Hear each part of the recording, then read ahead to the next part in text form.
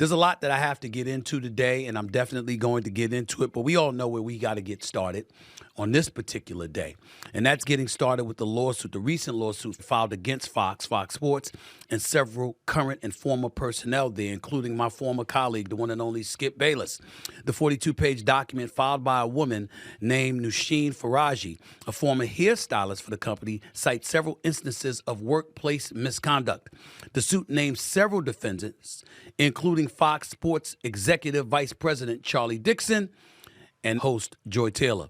Faraji alleges Dixon grabbed her behind at a birthday party, and when she relayed the encounter with Joy Taylor, the Fox host allegedly told her to, quote, get over it. And that is where I feel compelled to begin today. There's been a lot of reaction to this story all over social media. Has it been about Charlie Dixon? Not that much. Has it even been about Skip Bayless? Not that much at all. Has it been about Fox Sports overall? Really, not that much at all. It's all significantly paled in comparison to the level of vitriol, venom, insults, and beyond aimed at one Miss Joy Taylor. And that's why I want to bring on my next guest. I shouldn't call her a guest. She's a journalist. She's a former news anchor in Atlanta. She's a personal good friend of mine, and she's a damn good friend of the show over the last few days. And I'm talking about the one and only Tori Cooper. She's back here with yours truly right now. Tori, how are you? How's everything going? I'm doing well. How are you, Steven? Listen, I had to bring you back because I wanted to get your thoughts on what I just brought up about Joy Taylor. And as you've watched all of this unfold, I know you, like myself, we've read the 42-page, allegations, rife with allegations against Joy Taylor, against Charlie Dixon, against Skip Bayless, specifically pertaining to Joy Taylor. I want to know what your thoughts are about all the heat that she's been taking over the last few days. Why is such a focus on Joy Taylor? First of all, she's not being accused of sexual battery. She's not being accused of sexual harassment. She's being accused of engaging in sexual behavior to earn her spot that she has on Fox Sports. Now, the problem I have with this, Stephen, is this continues to be the issue in this industry, is when a man gets there, in any industry really, when a man gets there, he earned it. When a woman gets there, she slept her way to the top somehow. And so that's issue number one. Issue number two is that we're just going to completely negate her experience and the fact that she is more than qualified to be in this role. And if you just read this lawsuit at face value, and this is my problem with these lawsuits, is people just take it as fact. These are allegations at the end of the day. And when you look at this lawsuit and you comb through it at face value, they paint her as a bartender who had little experience, who was had experience in radio and was not qualified for Fox Sports, and she was working as a fill-in anchor and a bartender at the same time. I've worked two jobs to get into this industry. I worked behind the scenes first. So we don't earn these spots lightly. And that's where I get really frustrated with people on social media who are trying to come for this woman's experience and credibility to be considered for this role. So let's just go back into the history really quick, into her experience, since we want to talk about it. She worked behind the scenes as an executive producer. That's someone who writes the shows for the people you see with the mic. One. Then she worked her way into a slot to be a co-host on that show, on that radio show in Miami. Then on top of that, she took the show to number one. And then after that, then she makes her way to California, is essentially doing what it appears to be freelancing, and is filling in and working to get that spot. And eventually she gets called on. Many people right now, Stephen A, would say, I'm not even qualified to sit next to you. But it's not always about experience. If it was about experience in this industry, then so many people wouldn't even have the spots they have. It's about a lot of other intangibles. But for this specific issue, this woman was more than qualified. She's been a credible Fox Sports commentator, and she's doing her job. So that's the big issue. Another issue on social media that I'm seeing that's very upsetting is that people are saying, this is why women shouldn't be in sports. This is why we don't want women involved in this, because we're going to be faced with these allegations, and this is give us our world back. This is not your world. You're not going to claim the sports environment. And this is the problem that I have, because at the end of the day, this is a form of entertainment that anyone can share, not anyone, but people can share their take on it. And people can be engaged in this topic. And lastly, this is the main the main issue I have with this. This is another woman who's of minority descent, who's also claiming that another woman who's a minority did this. So I know that the female sports anchors of the world right now are all cringing because they're like, wow, you just continue to feed right into this same narrative that we don't deserve to be up here at the desk with these men who live, breathe, and sleep this topic. So now it's always about us sleeping with people to get to the spot we're in. And then now another woman's going to feed right into that with these allegations. So it doesn't help what we're up against as women in this industry to have allegations like this circulating around. But this also, she could file her own lawsuit. She could. There's nothing has been proven. So that's where I'll leave it. And here's the thing. People need to understand that's one of the reasons that you might not be hearing anything from her, nor Skip Bayless or anybody else, because they can turn around and sue. And they got their, I mean, think about the allegations that have been thrown out against them. Think about, the need that they may feel to retaliate. And as a result of that, I think that is even further requirement for people to be careful. But let me tell you why I wanted you on here, Tori, because I have to admit, I'm pretty pissed off. Now, there's a few people's names I'm not going to mention because, damn it, they ain't worth it, okay? And I get that. But there's a few men out there that are acting like, this is the perfect excuse to justify why we make the argument that women don't belong in the industry, which is an incredibly egregious thing to say, okay? They'll look at any woman sitting in a host chair or any woman that's a reporter out there or any woman that has to walk into the locker room, and all of a sudden their credibility is being questioned. My thing, what I'm more appalled at by, rather, even that, is the women all over social media that are allowing it to happen. And that's why I wanted you on the show today, because I said, I'm not going to speak about it just from the male perspective. I'm going to have a female in front of me that I can bounce this off of to check me in case I'm wrong about this. Correct me if I'm wrong, because I don't spend a lot of time looking all over social media, but I'm looking at an abundance of women, and I'm saying the allegations. I understand what the allegations are.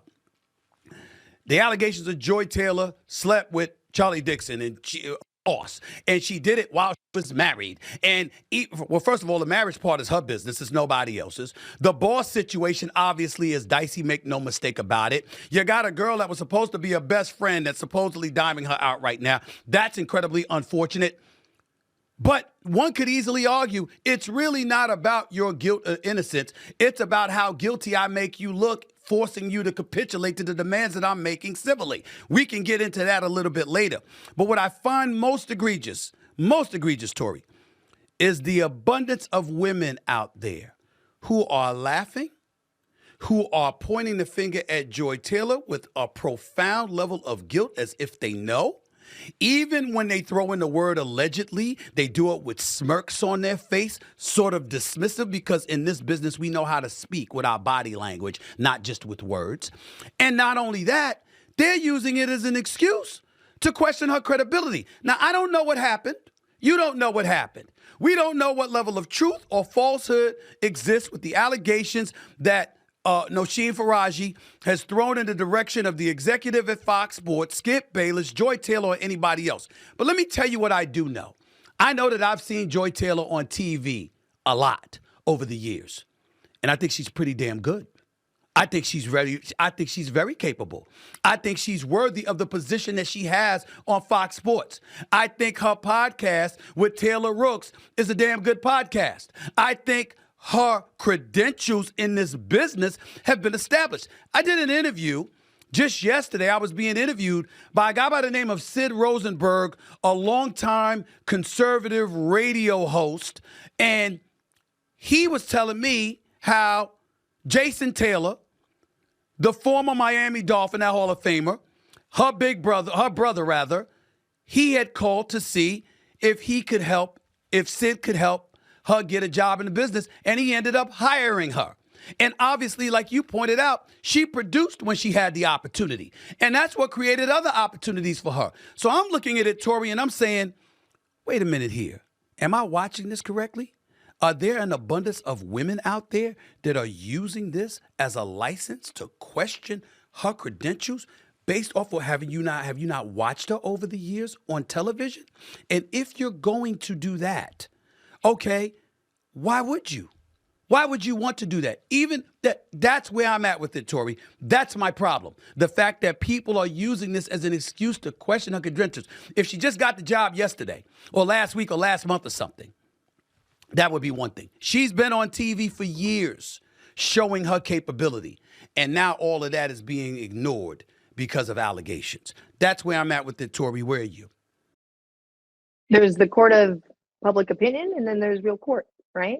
And again, these are allegations. And having women, essentially, I mean, to me, it seems like it could be coming from a place of jealousy. Like, ooh, finally, put a target on her back. Now we can say she wasn't qualified, because not only is she beautiful, but now we can say she wasn't qualified and didn't earn her spot. And I'm not shocked by it. People are, okay, there's one thing I do want to talk about, and it is your looks. Your looks play into this. When you are beautiful, you are up against a different battle at times in this industry. I mean, people are always going to try to say that your looks played into this. Your looks do help you in this. We cannot ignore that. Pause Okay. for one thing. Your looks or how you present yourself? Right. Question. Which one I'm asking?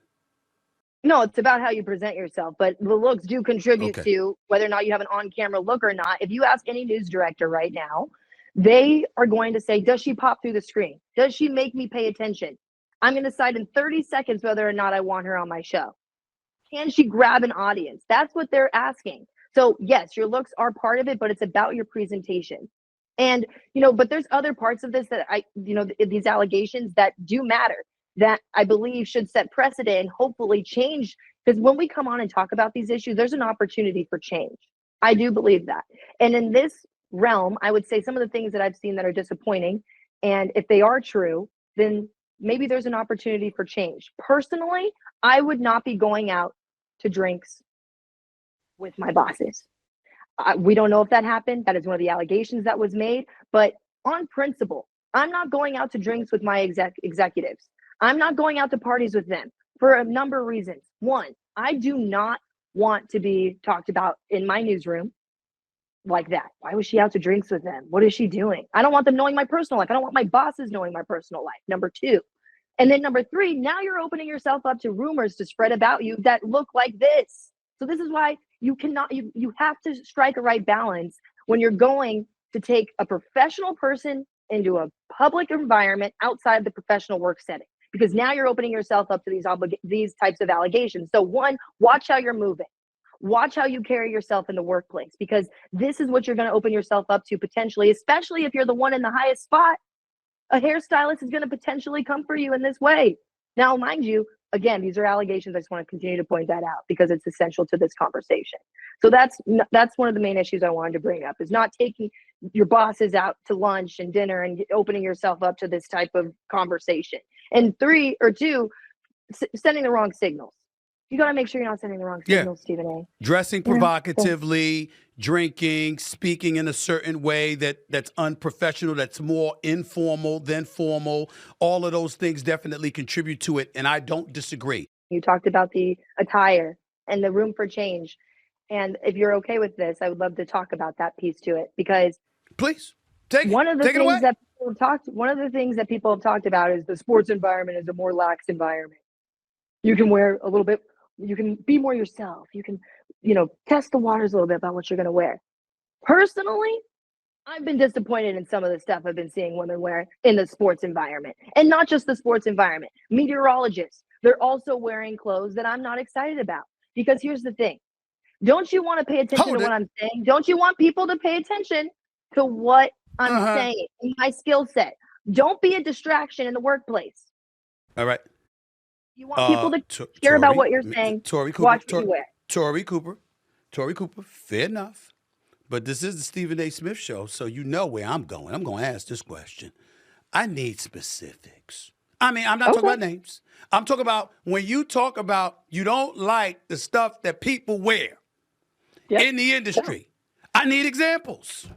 The ladies out there need examples. Perfect example. Crop tops. Showing your midriff on air. I don't care to see your belly button. We're not at the beach, but I see it on air in the sports world. Okay, that's number one. Number two, cleavage. Your boobs are out. You're distracting people. The main thing is don't be distracting. But it's not just what the lack of clothing, it's also the choices of clothing too. The patterns are distracting. I'm seeing people wearing cheetah print. I'm seeing people wearing pinstripes. I'm seeing people wear all kinds of stuff that is completely distracting to the viewer. The point of television that you were supposed to learn early on is don't be a distraction to the viewer. Let them pay attention to what you're saying. But too many times I'm seeing people inviting in to be a distraction. It looks like they want to be a distraction, honestly, and it looks like they want the attention at times. And what are we here for? We're here to be professionals. So let's show up that way so people can focus on your skill and what you have to say. Otherwise, you're inviting this type of behavior in my opinion. Is there any truth to the notion that people have speculated about that you have some places? I can assure you it's not Disney. I can promise you that. But that there's some truth to the notion that you may have certain networks that encourage that directly or indirectly for females to feel the need to dress in a certain provocative way. Have you heard of any ladies in the industry expressing the notion that this is what their bosses wanted? Yes, I've heard that. That's the environment that you're in. And it's especially, so here's the thing, consultants matter. This is why you're supposed to have consultants come consult you on your wardrobe, consult you on your makeup. And if these consultants are continuing to lean into a culture of, oh yeah, test the waters. Yeah, wear that bright color, show your, yes, they are contributing to it. At the end of the day, that's what I've heard for sure. But hearsay is hearsay, right? I guess for me, going back to my original point, it's not about what you say sometimes, it's about how you say it. So if you've had women all over social media that were pissed off because Joy Taylor finds herself in this position, and that's what they're oozing, I understand it. If you have women who were of the opinion, no, this is just an allegation, it's not fact, such as yourself, such as me, and what have you, and they said, hey, you know what? Benefit of the doubt, innocent until proven guilty, etc. And by the way, she's incredibly qualified because we watched her for years and she knows what she's doing. I understand that.